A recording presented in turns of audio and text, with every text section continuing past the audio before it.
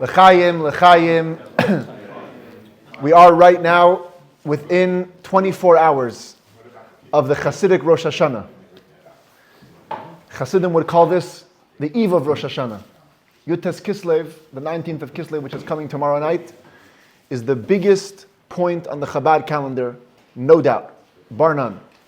226 years ago, in 1798, the Alter Rebbe, who was put in prison on false charges related to his spreading of Chassidus, was freed, liberated. And the liberation, as it's taught to us, was not just a physical liberation, but it was also a spiritual one. It wasn't just the Misnagdim that were against his spreading the Chassidus, it was the heavens. The heavenly court was opposed to what was going on, to the new revelation that was taking place in the world. And the liberation meant that the heavenly court also agreed that it was time to keep on spreading Chassidus. And the freedom meant that Chassidus was free. Not just was the Alter Rebbe free, but the whole Hasidic movement was freed. And that's why after Yud Tes Kislev, the Alter Rebbe began to spread his teachings in a whole new way. If before he would give short speeches, now he started to give long discourses. If before he would only teach this much, now he began to teach way more. It was an expansion to the next level. And ever since then, it's been celebrated as a major Hasidic holiday. And the Rebbe Rashab, the fifth Chabad Rebbe, was the one to coin the term Rosh Hashanah leChassidus. Rosh Hashanah ledach. It's the new year. It's the day to take on resolutions of learning Chassidus, to remind ourselves why we do what we do. And there's no better time to be learning Tanya, the Alter Rebbe's book, than on the day before Yud Tes Kislev. So tomorrow night, there's going to be Farbrengens all over. Here in Chabad of Sherman Oaks, we're having a big Farbrengen with Rabbi Dov Wagner. Is coming from Chabad of USC.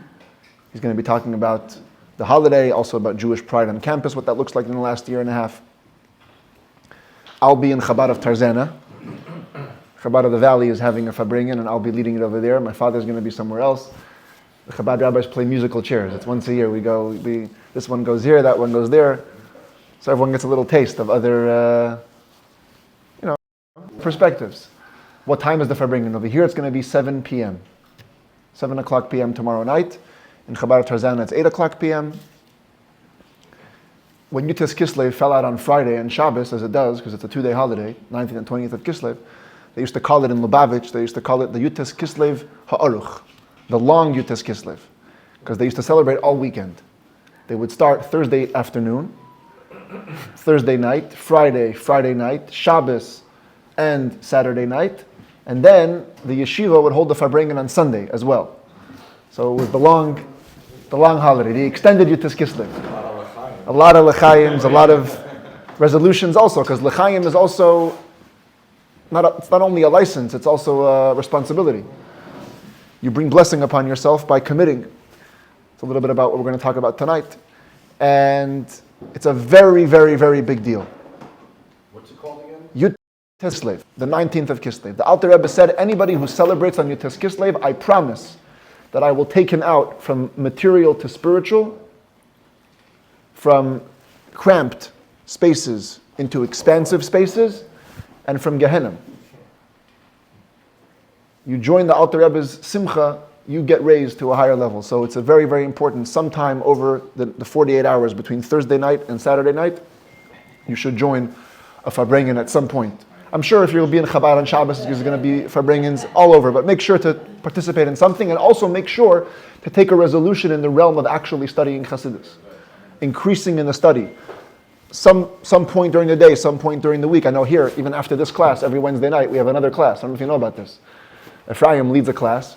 There's another Chassidus class that happens after this. And it's a very big deal. It means additional study of Chassidus.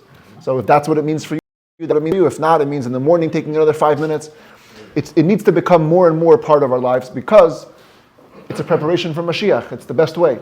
It's the light turning on, lighting up the room, so that when the light turns on in the world, we'll know what we're seeing. Anyway, that's what's coming up. Today, the 17th of Kislev, was Eliyahu Meir's father's yahrzeit, Dov ben Eliyahu Meir. He was a Holocaust survivor. I'm sure we're going to hear a little bit about it now. And he wrote a book that I think you talked about last year also. Yes. And this year I see it's here again. So he sponsored tonight the meal. So everything that we eat and everything that we say is Le'ili Nishmas Dov Ben Eliyahu Meir, and please, a word from the sponsor. I'm making an exception tonight. In this round of Tanya, we've been going at the rate of a page per session, which means that we don't cover a chapter in a sitting, we cover the page, and that means some chapters go for 2 classes, some chapters go for 3. Tonight, even though chapter 15 is 2 pages, we're going to cover it all tonight. And why am I making that exception? Because of the schedule that's coming up. Next week is Hanukkah, the first night of Hanukkah. We're going to be meeting here. I had a host in mind, but unfortunately it didn't work out. I'm looking for somebody that wants to host it in their home. What date? The 25th? Yes, Wednesday evening. Give me about 2 hours after I get home. Okay. I would love to have somebody host it in their home. We'll light the menorah together. We'll have a small meal. We'll have a discussion. Yeah. A little Hanukkah event. Okay. And then, I would say unfortunately, but it's not really unfortunate, it's fortunate. My wife and I are going to Eretz Yisrael. Nice. Yes. In middle of Hanukkah, finally for my wife's family to meet the baby. They never met him. So we'll be spending there 2 weeks. And then we're going to New York because there's a Shabbaton for young adults. And we're bringing a group from Sherman Oaks to there to take part in that Shabbaton. So essentially, after tonight, the next Tanya class is going to be in 5 weeks. The bottom line of it is that I didn't want to divide the chapter in 2 because I'm leaving for so long. So we're going to do all of chapter 15 tonight. And as I'm preparing it today, I was overtaken by the divine providence. I just can't make this stuff up. If I tried, I couldn't set up the classes to be so fitting to the time that we meet. And I think, in a way, the essence of Chassidus, which we celebrate on Yud Tes Kislev, is captured in this chapter. And it has to do with 2 words. I think 2 words summarizes the whole chapter and the whole of Chassidus. At least tonight. Maybe tomorrow night, it'll be something else. I don't know. But tonight, the way I see it, it boils down to 2 words. Serving Hashem. Serving Hashem. Now those 2 words sound very simple. And they are in Psalms. That's the first place we see the words. Ivdu es Hashem. Ivdu es Hashem b'simcha, right? Serve Hashem with joy. There's a concept of serving Hashem. Every single person is obligated to serve Hashem. But somehow, over time, the meaning of serving Hashem was diluted. And we lost track of it. And Chassidus came to revive the meaning of serving Hashem. And both words are super important. I'm going to start with the second word first. Serving Hashem. Serving Hashem is not easy. Many, many people, unfortunately, have turned religion and spiritual connection into a way of serving themselves. Really, really not serving God. They become selfish servers. The Talmud says, what is the reason that Jerusalem was destroyed? So everyone knows Sinat Chinam, right? That's the common answer. Baseless hatred. But in the same page of Talmud it says there's another reason. The other reason Jerusalem was destroyed because Shalo Barchu B'Torah Tchila. People stopped making a blessing before learning Torah. Before what? Learning Torah. Before learning Torah, even today, before you go up to the Torah, when you call to the Torah, you make a blessing. Asher Bachar Banu Mikol Ha'amim, that statement you were saying before. Hashem chose us from all the nations, gave us the Torah. The Jews stopped making the blessing, therefore Jerusalem was destroyed. So all the commentaries wonder, fine, they didn't make a blessing, but Jerusalem should be destroyed? The end of the golden age of the Jewish people because they didn't make a blessing? What's the big deal? You're separating the Torah from God. Oh, how did you know that?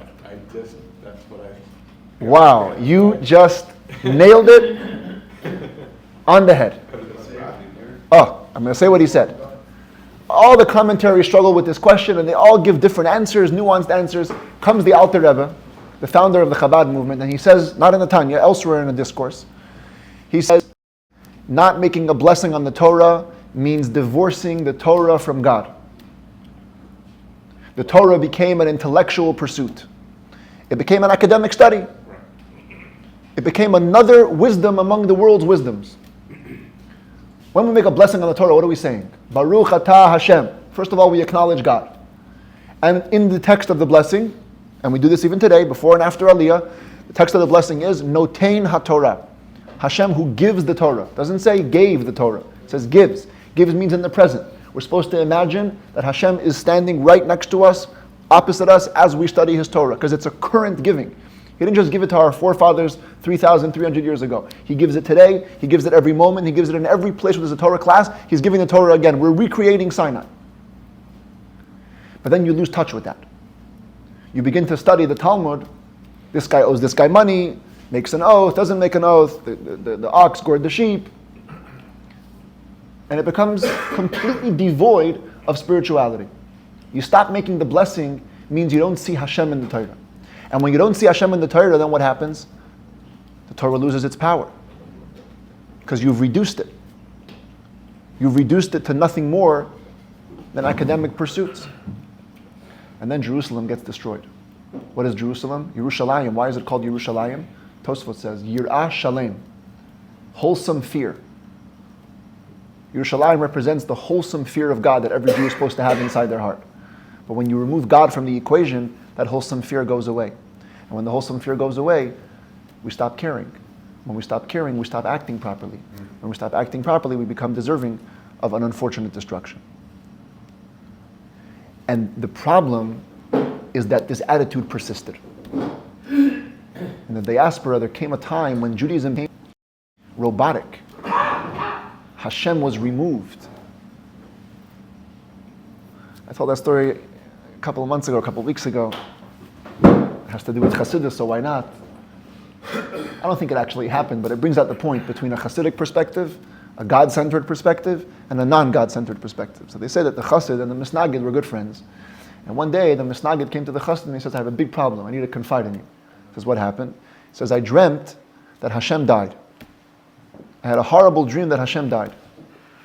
So the Chassid said, well, listen, it says in the Talmud that what you think about by day, that's what you dream about by night. So you have to really, when you think about Hashem, you have to think more positive thoughts. So that's the problem. I haven't thought about Hashem in 40 years. Understand? Yeah, I don't think it actually happened, but it brings out the point that without Chassidus infusing your life with the presence of Hashem, you could be a Jew. You could be a Jew. You could eat matzah at the Seder and light the Hanukkah candles and keep every single element of Jewish law, but God is out of it. Serving God, that word is key. Serving Hashem. And the only way to serve Hashem is if Hashem becomes part of your Judaism. Not in some abstract way. Not in some removed way. Hashem has to be a presence in your life. Sometimes we talk so much about Him that He becomes meaningless. No, we have to study. We have to look. We have to engage. We have to think. We have to meditate. Bring Hashem into it. That's the second word. What's the first word? The first word is serving. Serving is also a very, very important word. Servants or slaves in the literal context, they didn't have the privilege of a self-identity. A servant did what he was told, even if it was tough, because that's what he had to do. He was committed to the master. A servant didn't ask questions. You could see that a servant was a servant even when he slept. Ready at any moment to do the bidding, no matter how difficult. In fact, the hard work made the servitude. So long as it's easy, you're not serving. Serving is when it runs in the face of the natural way that you want to act. And you submit and you serve, that's real service. I was listening to a lecture that a friend of mine gave, a fellow shliach here. And he said something that I want to repeat because I feel it's very, very important. He said, the binding of Isaac, Akedas Yitzchak, that we read every day in the prayers. And on Rosh Hashanah we read it from the Torah. It says that Hashem told Avraham to offer up his son on a mountain. Al achad heharim asher omar elecha. Now every part of the story is precise and full with meaning. So the Akedah carries layers and layers of meaning. But why the mountain? What was the point of the mountain? God could have the same way just said, Abraham, go to your backyard and sacrifice your son. Or Abraham, travel 3 miles out of the city, and in the middle of the clearing, sacrifice your son. Why the mountain? And he also made him go alone. He didn't let anybody be there to witness. It's not some communal event. You go there on yourself with your son on a mountain, you sacrifice. Why? But one perspective is that Abraham was setting the stage for what Judaism would look like. Judaism needs to be ascending a mountain. You have to in your life find a mountain to climb. If life is just flat and there's no difficulty, it's not a life. If it's easy, you're not doing what you have to be doing. And sometimes you end up alone because everybody else wants to do what's easy. Everyone wants to sit on the couch and take a nap. And whenever it's convenient, we'll do what we do. You know, he said a very interesting thing. He said, if you had to define one of the worst plagues that's challenging our generation, what is one of the biggest challenges that Jews in our generation face? I thought it was very insightful. He said, one of the biggest things that we face is the plague that's called, you are good enough. It's a little bit harsh, okay? I'm going to speak a little bit uncomfortable for a second. Everybody's being told, you're good exactly where you are. Hashem loves you, you're doing perfect, Chabad accepts you, everything is fine, as long as you're doing exactly what you're doing, you're so committed, you're so wonderful, you're so good, we pat you on the back. And people lost touch with this mountain. People became so complacent. People are so complacent. There's value to the attitude, I understand. Acceptance is very important. It's the stepping stone for many people into an otherwise foreign community. But at a certain point, we have to be honest with ourselves. We have to say, really? Is that what it is? They're going to pat me on the back all my life and I'm just going to be good enough? Where's the mountain? Where's the challenge? Where's the difficulty? People, you hear them say, why keep kosher? Keep kosher because it's healthy. It's very healthy. And I love Shabbat because family connects. It's time to be together. Most of the time, those people are the same ones, even though they just preached that kosher is being healthy, but when they're out on vacation and you're sitting at the beach and the people are making a barbecue, all of a sudden, when it's not kosher, you're fine taking some of the burgers. You said kosher was healthy. Yeah, kosher healthy, as long as I can do it. But once it's inconvenient, then it's out the window. We have to be climbing a mountain. No such thing as a Jew that's just plateaued. Just cycling on straight, flat land. Serving means you're always looking for the next challenge. How come everyone understands when it comes to the gym? Nobody who goes to the gym to work out wants to keep on doing exercises that they can do. Everybody wants to feel the pain. Yeah? No. Okay. No pain, no gain. No pain, no gain. I'm saying the real people that are doing workouts, yeah? They want to feel the challenge. And the leader pushes you, he goes, you can do it, you got it. You're like, no, I can't. Yes, you can. And he goes and he spots you and he picks you up and then you feel rewarding, right? Then you love it. You're like, wow, I got through it, I felt it, and I made it. Nobody is content, maybe for 1 day, 2 days, 3 days, but for 3 weeks, a month, you can't do it. After a month in the gym, if you're doing the same reps over and over again, and that's all you're doing, you're going to get tired of it. Increase the weights. You have to increase the weights. Increase the weights, yeah. Otherwise, it loses its value, loses its meaning. But somehow with Yiddishkeit, we get content. Nobody's looking for after a month, after 2 months, that's it. I do what I do, Rabbi. I do what I do. This is what I do. That's it.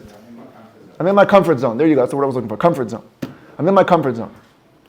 and it becomes acceptable. How is it acceptable for a Jewish person alive?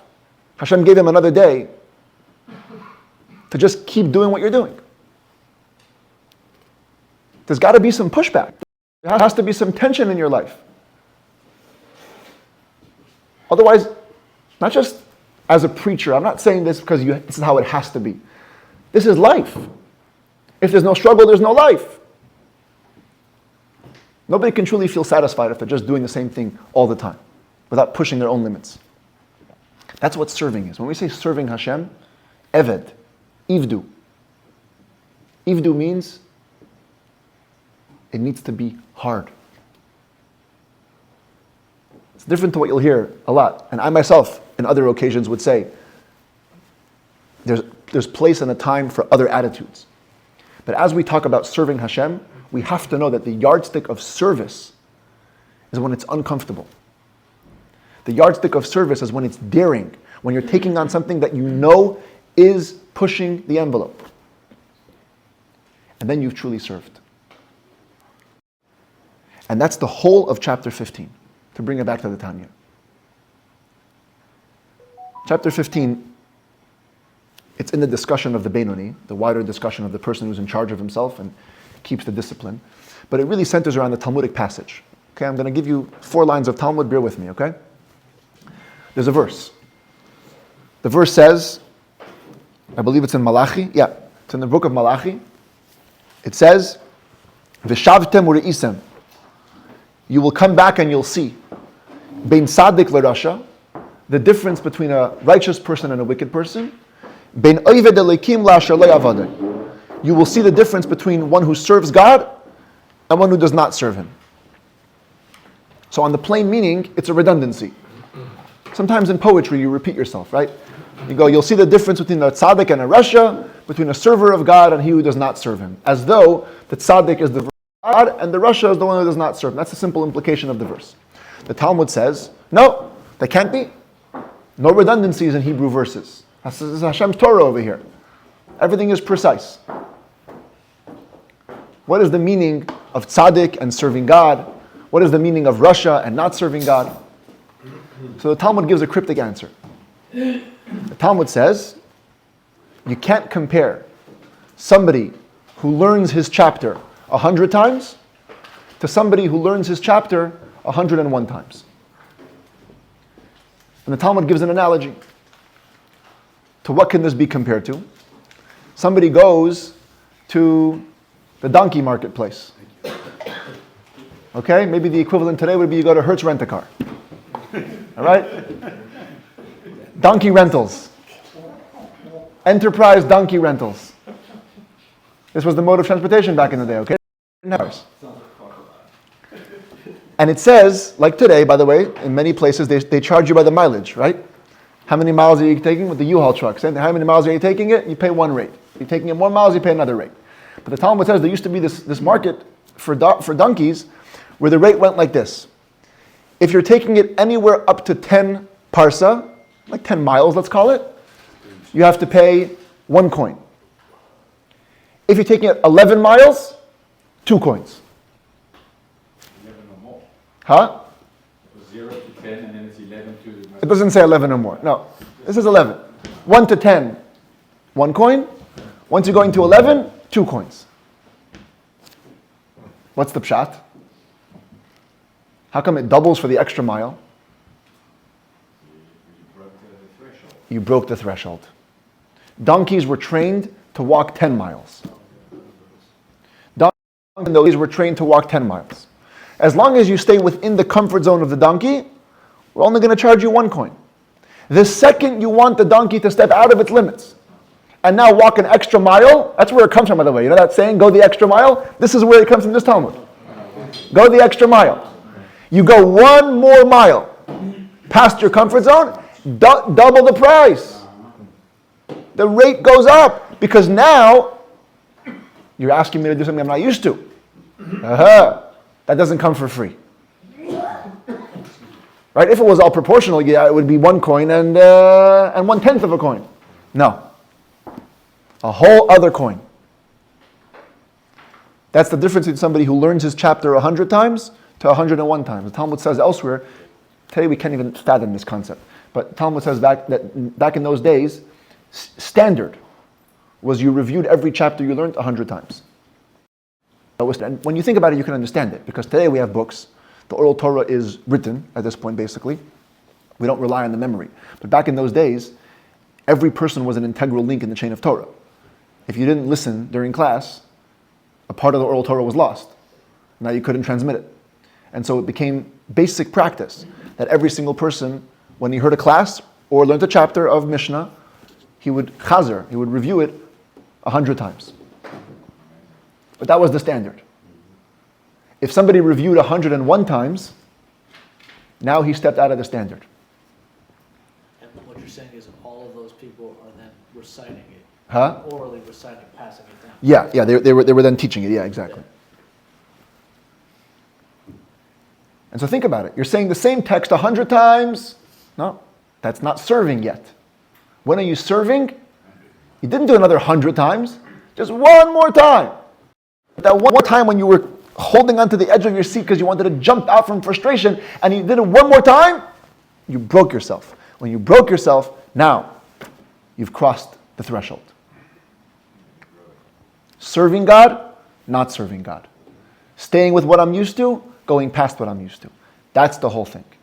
So the Alter Rebbe takes this and he translates it into the discussion that we're having in the Tanya. Because even after the Talmud's answer, it doesn't seem to account for the redundancy. Maybe it accounts for the redundancy of the Russia versus the not serving God. Not serving God just means you're not a Russia, but you're still not serving Hashem. But the tzaddik and the serving God is still a redundancy. They seem to be both the same thing. So here the Alter Rebbe says something wonderful. This verse covers tzaddik, Benoni, Russia. It covers all three levels. A tzaddik, you have to appreciate Hebrew to get this, but it's a really real one. In Hebrew, the verse over here says, Oved Hashem, serving in the present, serving Hashem. The real way to say servant is Eved, Eved Hashem. So the Alter Rebbe says, that's the difference between a tzaddik and a Benoni. A tzaddik is a person who is an Eved Hashem. He finished doing the work, now he's just rolling. He finished the war. He won the battle. The evil is out of his consciousness and out of his subconsciousness. Now he's just going. But not going like we're plateauing. He's going on the fire of inspiration. That's consistent. That's the tzaddik. The Rasha is the weak one. The serving God and not serving God, that's two levels in Benoni. Serving in the present. In other words, the Benoni is still working. Every day he lives the battle. Every day he lives the struggle. And this Benoni either serves God or he doesn't serve God. Serving God means life is tough. Serving God means he has to struggle with cravings, with temptations, with the desire to stop learning Torah, with the desire to pray with less concentration, with the desire to have a good steak for the wrong reasons, and all those kinds of things. And everybody insert whatever your personal stake is over here. Not serving God, the Alter Rebbe literally says it. Not serving God is a person who never did a sin in his life. That's what he says. Never did a sin in his life, but he's still not serving God. How could you never do a sin in your life and not be serving God? So we have to read this inside. Page 182. You have the Tanya? I want to read this section with you. This is the Alter Rebbe right here.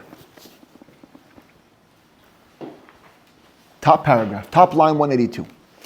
But, despite absolute mastery over thought, speech, and action, this Benoni is classified as one who does not serve God for a simple reason. Because he is not actively fighting his Yetzer Hara at all to overcome it. I.e., he is not making use of the godly light which shines on his divine soul within his brain to empower himself to rule over the urges of his heart. Not because he's not using it, in other words, the Yetzer Hara is fighting him and he's not winning. He's just not fighting. Could be he's lucky. He's just born that way. Look in the next paragraph, skip the commentary for a second. Because in this case, his Yetzer Hara doesn't challenge him at all to draw him away from his study or his worship, so he doesn't have to fight it at all. What would cause a Yetzer Hara to be benign like this? I don't know this Yetzer Hara. I wish I had him. Be careful. Yetzer Hara is on fire. Or maybe I don't wish, right? Exactly. What causes a Yetzer Hara to not be fighting? So he says, for example, a person whose inherent nature is to study constantly, due to an abundance of black bile. Black bile is an expression in the Talmud and the Zohar, Mara Shchayra. It basically means you're lame, okay? You're lame personality. So that's it. You just study Torah. Next paragraph, as well as a person who does not have to wrestle with a strong desire for women, because he is passionless by nature. Okay? That's it. He's not struggling. And likewise, with other worldly pleasures, he naturally lacks a strong feeling of enjoyment. All Yetzer Haras are not the same. Look what he says in the commentary. I like that. And some put up a weak fight. While a minimal level of love and reverence of God is still necessary to stay on track, those emotions could come naturally without the need for major spiritual work. Such a case is called one who does not serve God. That sounds harsh, but it's the truth. He's not serving. He's doing all the right things. He's checking all the right boxes. 2 days ago, I had a very interesting conversation with my wife. We were talking over the dinner table, and we're talking about school. How school challenges some kids, and others it just doesn't challenge. As long as you're doing everything correctly, you'll make it through, but it will never challenge those parts of you that have to be challenged. Some schools do excel at that. Those are the rare and the wonderful schools that can challenge every child. But at some level, if you're intellectually on par, the school will just be fine with you Just coasting. coasting. You'll do everything right. You'll get all the good grades. So you'll make them happy. You'll meet their standards. But the personality, the socialness, all the things that this kid might struggle with are not going to be best. Because in this realm, he's successful. So, same thing with the Benoni. He's just going with what's his nature. He's good at what he does. He loves to study Torah. He doesn't have desires for things in the world. So he says, you know what? It's good. I'll just keep being Jewish. But you're missing the serving element. You're not serving. The Alter Rebbe says even further, by the way, just to skip a page for a second. If you go to 184, this is the third paragraph of 184. The same classification of a Benoni who does not serve God is also applicable to a person who doesn't have a natural disposition to study all the time, but has nevertheless trained himself to study with extreme persistence. And that has become normal for him, a second nature. Commentary again. Many observant Jews share this kind of experience in one way or another. I very much relate to this. For example, if you have kept kosher for a long time, you might have reached a point where you are not seriously tempted to eat non-kosher food. But that's not because you have transformed your deep core and eliminated the Yetzer Hara. It's just that the discipline of keeping kosher has become second nature to you. So there may have been a point of fighting. For the observant Jews, it's not even a fight. But let's say you came to it later. Came to it later in life. So there was a year or two where you were fighting. But then after a while, the resistance drops. This becomes your standard. And now you're not fighting anymore. You've scaled the mountain, and you stay there. You don't look for the next peak. That's also a Benoni who doesn't serve God. Maybe he served God in the past, but now it's gone. Serving means in the present, you have to be doing it. You have to be constantly engaged with it. You have to be courageous enough to tell you it's time for the next mountain. It does take courage, because you know what happens when you choose to scale a mountain? You got to put on the right gear. You got to make the moves. You got to live out the commitment. It's scary. It takes courage. But we have to have that courage. We have to have that strength. That's how we become servants of God. And then he goes into that whole analogy of the donkeys that I told you before. That you ask the donkey to do more than what it's used to doing. It's going to say, I charge you double. What does that tell us? That it is going to take double the work. I saw tonight in preparation of the class, the Rebbe once said, why does the Alter Rebbe bring the analogy in the Tanya? You could just reference the Talmud, go look it up yourself. Why does he make a point to mention that it's a donkey marketplace and you're renting the donkey for 10 coins for 1 coin?